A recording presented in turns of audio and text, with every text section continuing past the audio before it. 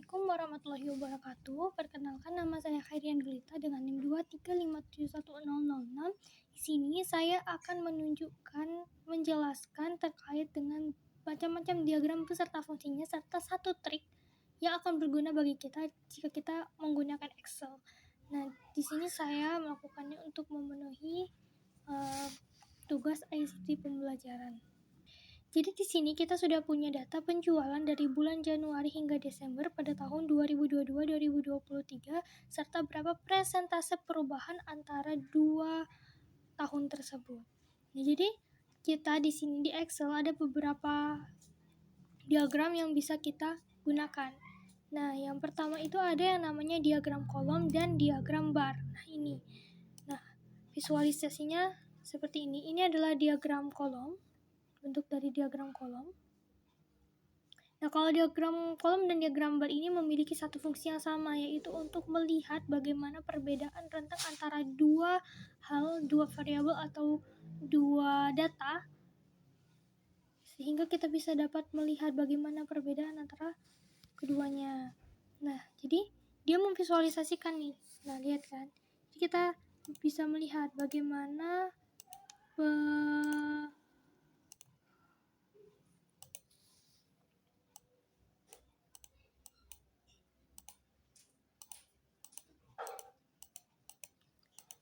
kita bisa melihat, nah ini bagaimana bentuk atau perbedaan dari kedua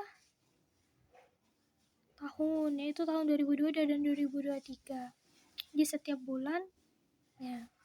Nah, sama saja kayak diagram kolom, diagram bar itu seperti ini bentuknya. Nah, kalau diagram bar bedanya dengan diagram kolom itu bentuknya, jadi dia itu memanjang ke samping. Jadi gini visualisasinya.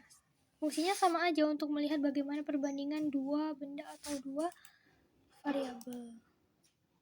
Selanjutnya ada yang namanya diagram garis atau line chart. Nah, kalau di menu insert ini.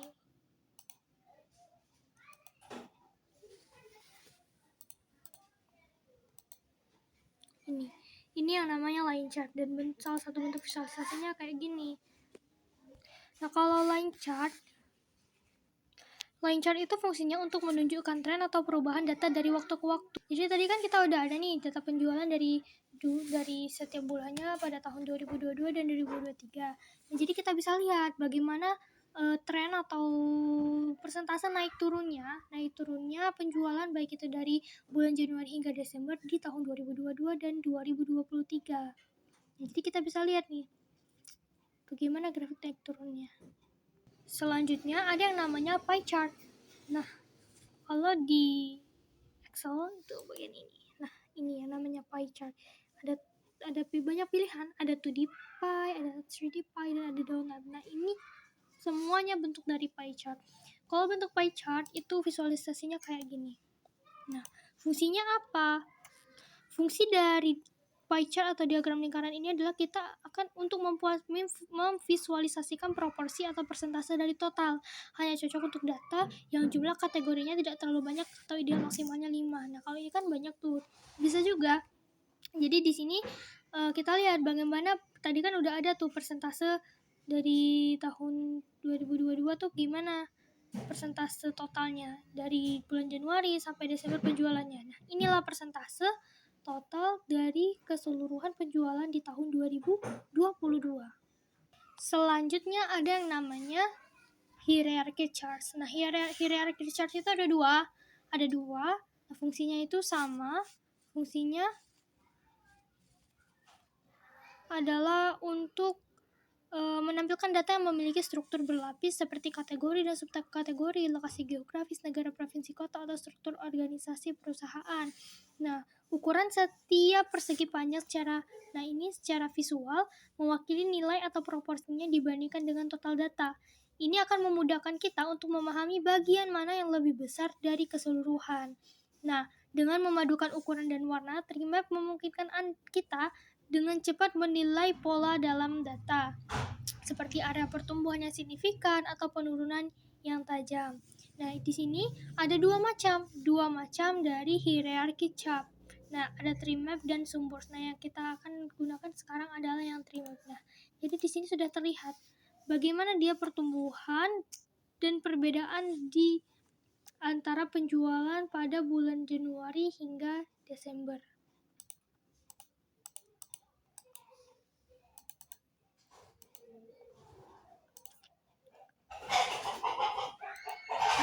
Jadi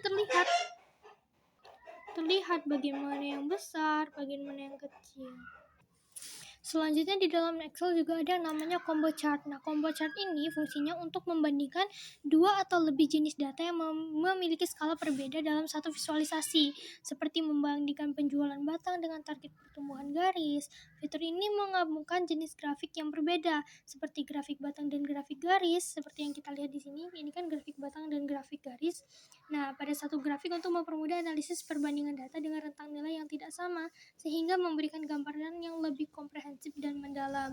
Jadi ini kita lihat bagaimana persentase penaikan dan penurunan penjualan dari chart dari penjualan data tadi, yang data keuangan tadi. Nah, di sini ada combo dari jadi kita bisa lihat bagaimana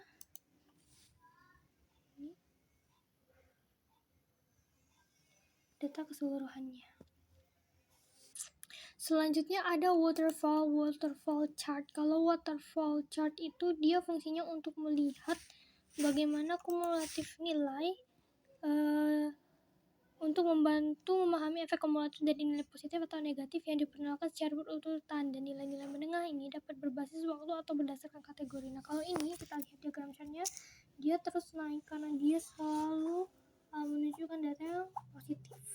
Jadi dia tidak ada grafik yang turunnya. Dan yang terakhir ada data histogram atau diagram histogram. Nah, ini adalah representasi grafis dari distribusi frekuensi berkelompok dengan kelas-kelas kontinu. Jadi, kita lihat di sini, ini adalah distribusi kelompok dari tahun 2022 dari data penjualan tadi.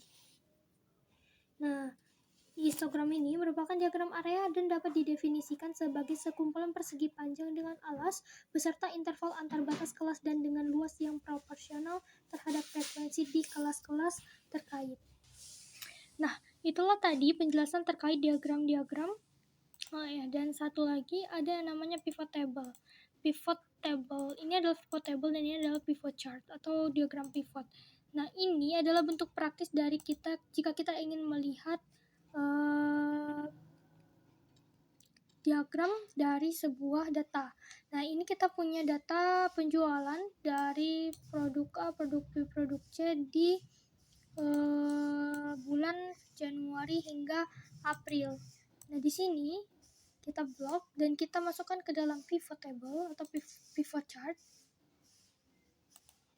Nah, nanti akan muncul seperti ini. Nah, untuk membuat chartnya, kita akan meletakkan bulan produk A, produk B, produk C ini ke dalam filters, legend, axis, dan values-nya. Nah, jadi kita masukkan misalnya bulannya di filters. Nah, jadi nanti filters ini akan berfungsi sebagai filternya. Jadi kita akan memfilter dari data tersebut, kita mau melihat di data penjualan di bulan mana. Nah, ini fungsi filters nanti. Lalu ketika kita memasukkan produk A ke legend atau seriesnya, dan nanti produk A ini akan membuat sebuah kolom labels atau kolom tables. Nah, ketika kita masukkan produk B ke kategoris, maka kategorinya akan ada di row labels. Nah, values-nya ini, jika kita masukkan volume C ke values, ini akan menjadi grand total. Nah, sebenarnya tujuan dari pembuatan pivot chart ini adalah untuk lebih mudah membaca dan memvisualisasikan data-data, baik itu ingin melihat tren, perbandingan, pola, agar lebih mudah dipahami oleh kita. Nah, jadi kita bisa lihat dari filter tadi kan, kita bisa lihat setiap bulan. Di bulan April bagaimana, kalau Februari bagaimana. Nah, kalau di bulan Februari dia begini. Kalau semua ini, kalau dia di setiap bulan. Ini produknya. Gitu.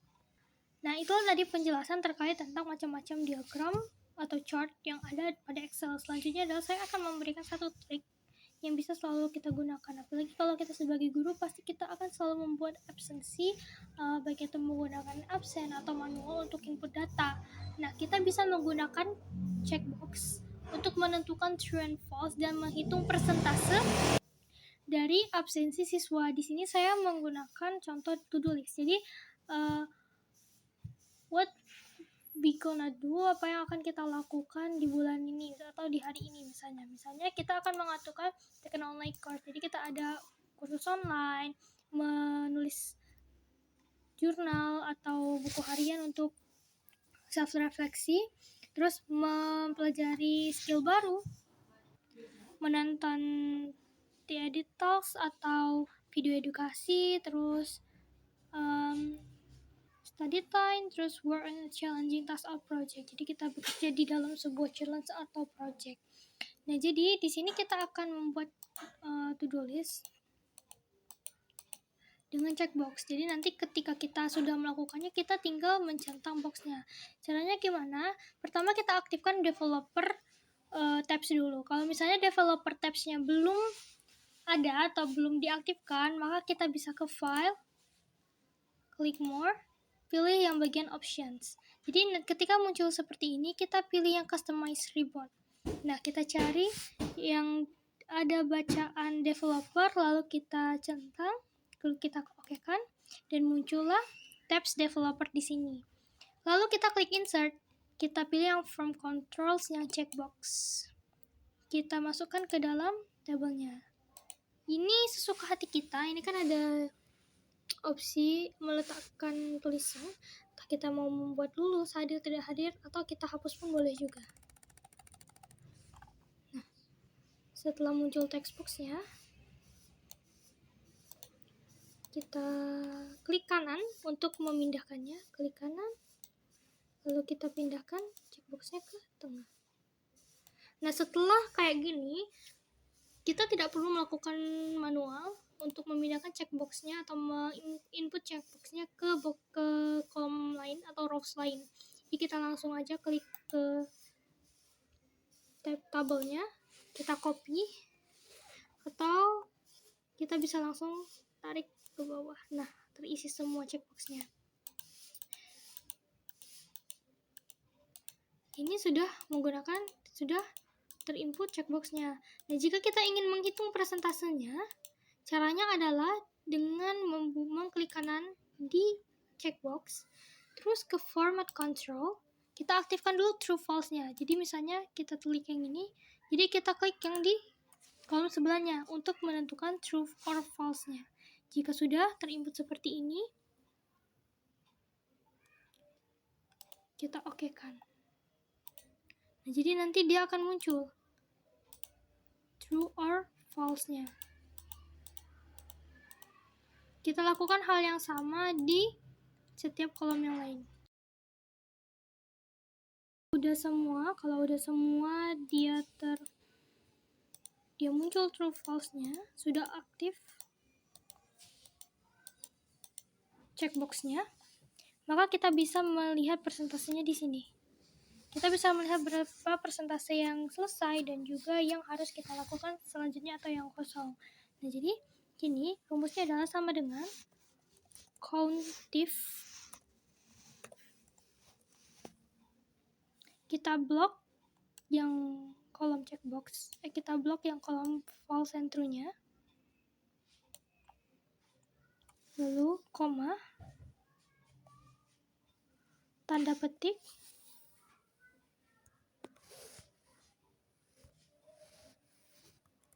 true,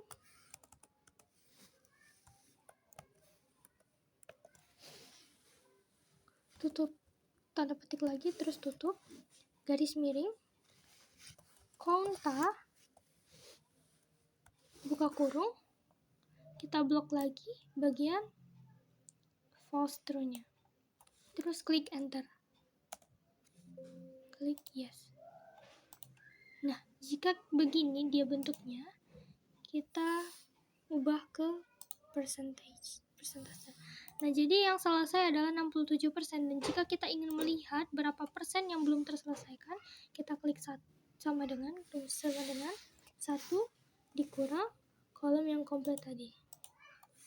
Nah, ternyata yang belum kita lakukan adalah 33%, dan begitu kita mencentang semuanya, dia akan otomatis berubah persentasenya. Nah, untuk membuat, kalau misalnya kita ingin membuat dia jadi lebih cantik, kita bisa membuatnya memasukkan diagram donat. Jadi kita klik 2 ini, terus kita ke insert, kita visualisasikan dengan diagram donat yang sudah kita dengarkan penjelasannya tadi. Jadi begini dia. Chart titelnya boleh dihapus saja biar jadi lebih cantik. Kita bisa menyesuaikannya di kolom yang sudah kita sediakan di sini.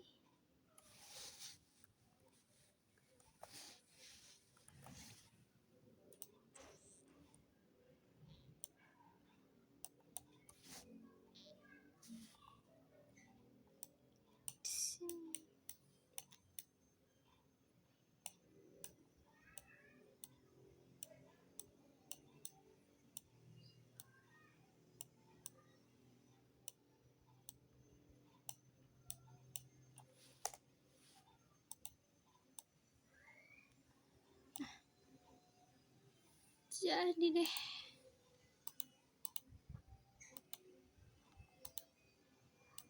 Diagram visualisasinya. Itulah how to do yang kita buat tadi.